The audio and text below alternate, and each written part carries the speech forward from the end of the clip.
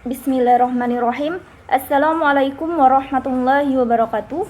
Saya Supriyanti dengan NIM D1A020048, kelas B Prodi Agroekoteknologi Fakultas Pertanian Universitas Jambi.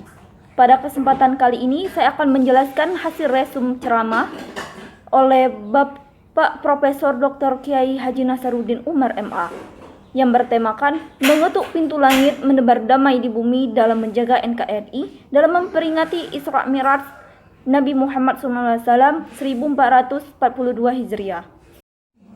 Adapun ayat yang sering dibahas dalam Isra Mi'raj adalah surah Al-Isra pada ayat pertama yang berbunyi Bismillahirrahmanirrahim. Subhanalladzi isra'a li 'abdihi lailan minal masjidil harami ilal masjidil aqsa ilal ladzina masjidil aqsa allazi bara'na haulahu linuriyahu min ayatina innahu huwas samiul basir, yang artinya Maha suci Allah yang telah memperjalankan hambanya Muhammad pada malam hari dari Masjidil Haram ke Masjidil Aqsa yang telah kami berkahi sekelilingnya agar kami perlihatkan kepadanya sebagian tanda-tanda kebesaran kami. Sesungguhnya Dia Maha mendengar, Maha melihat.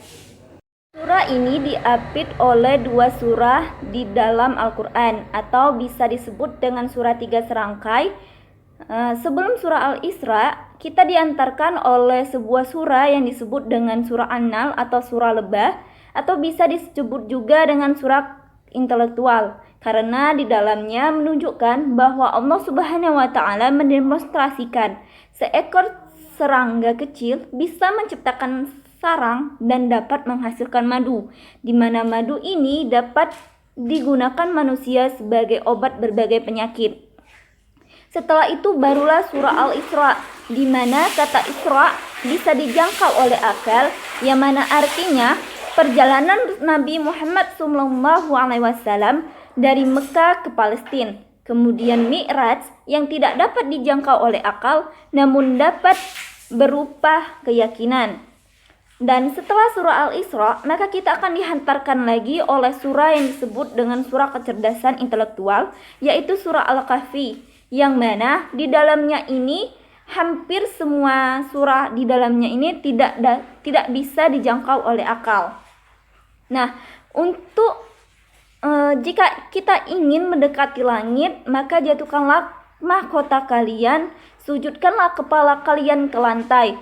Karena bukan hanya kepala saja yang sujud, namun juga isinya, maksudnya pikirannya.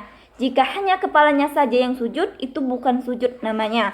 Adapun sujud itu ada dua. Yang pertama sujud simbolik dan yang kedua adalah sujud hakikat, di mana sujud simbolik ini adalah menyentuhkan kepalanya ke lantai namun pikirannya sama sekali tidak kepada Allah.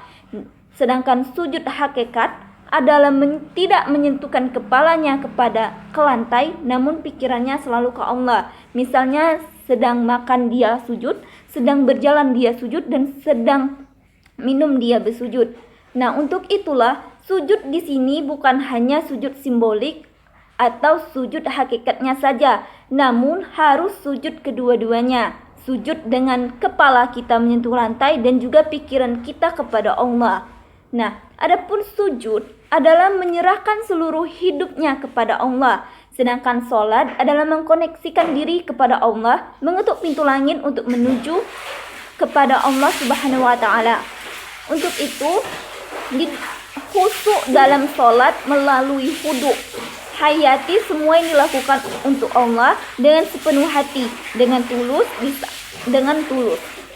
Nah, di saat hudu hendaklah kita ingat semua keburukan yang pernah kita lakukan, agar air hudu tersebut dapat membersihkan segala dosa yang telah kita lakukan oleh mulut saat berbicara, oleh mata saat melihat, dan oleh telinga saat mendengar, dan lain sebagainya. Nah, itulah yang dinamakan dengan mensucikan taharah. Maka dari itu kita harus mempertahankan kesucian wudu.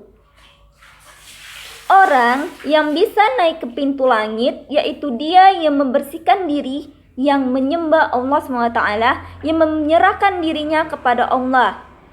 Nah, untuk hal ini dalam beribadah, waktu malam memang menampilkan kegelapan. Namun malam inilah adalah waktu yang merupakan tempat ketenangan, di mana kesepian, ketenangan, dan juga kedamaian. Maka dari itu, waktu baik untuk mendaki langit adalah pada malam hari.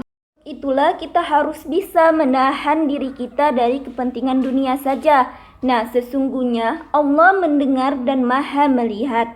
Sebenarnya kita dapat meminjam mata Tuhan untuk melihat dan juga meminjam telinga Allah untuk mendengar. Kita kan manusia surga.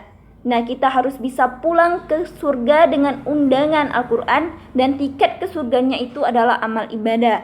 Untuk itulah kita sebagai mahasiswa jangan pernah mau kalah dengan yang lainnya. Maksudnya di sini adalah dalam beribadah. Nah, dalam beribadah ini itu tidak perlulah berlebihan atau menuntut sempurna, karena hakikatnya manusia itu tidak ada yang sempurna. Namun di sini beribadah cukuplah dengan pas, menjalankan semua perintah Allah dan menjauhi semua larangannya. Nah, untuk itulah yang dapat saya sampaikan. Terima kasih, kurang dan lebihnya saya mohon maaf. Wassalamualaikum warahmatullahi wabarakatuh.